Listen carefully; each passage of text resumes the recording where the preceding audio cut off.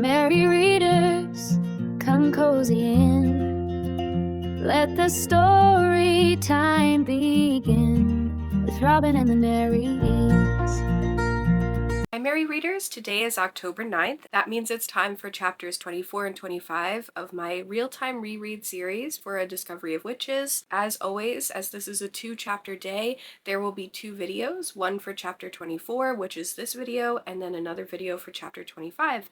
They will go up around the same time, so as soon as you finish this video, you can hop on over to that one. I am making an effort to make these nice and brief, so that way they don't take up too much time, and we can have more fun in the discussions. So I hope you enjoy, and I'm going to jump right in now. And as always, these are spoiler-filled videos, so if you have not read chapter 24 yet, please feel free to save this video and come back once you have. The morning after Witchwater, Diana returns to her research on Aurora Consurgens, reading about the black stage of alchemical transformation where corruption becomes the path to rebirth. Before long, Ysabeau insists on keeping Matthew's promise.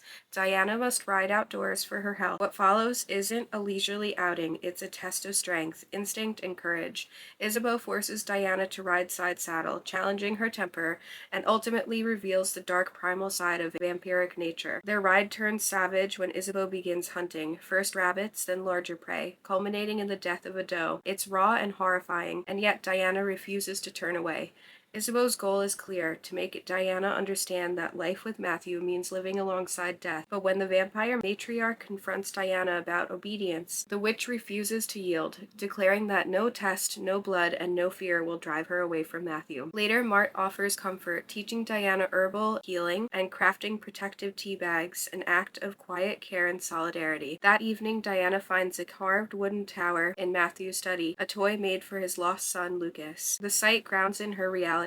Love with Matthew isn't just romance, it's tied to centuries of grief and legacy. When Diana calls home, Sarah and Em finally learn the truth. She's in love with a vampire. They're horrified, warning her about the congregation and the covenant, but ultimately Sarah, ever the fierce bishop, sides with her niece. No bishop ever turns her back on another bishop. Diana ends the night calling Matthew, but his voice is distant, colder. Their connection, once burning, is now shadowed by fear, duty, and the weight of what's to come. So the setting of this chapter is Septour's stables and fields, Marthe's kitchen, Matthew's study, and the library phone call.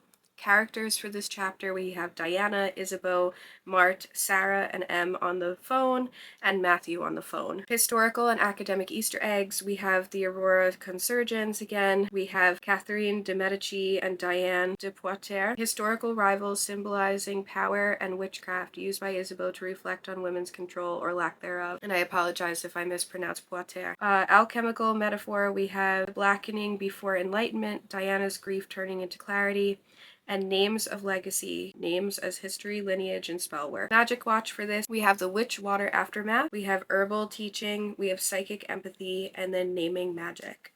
The mood and tone of this chapter is confrontational, earthy, and transformative. Where chapter 23 was grief and rebirth, chapter 24 is discipline and awakening. Diana faces the predator's truth and proves she belongs among them.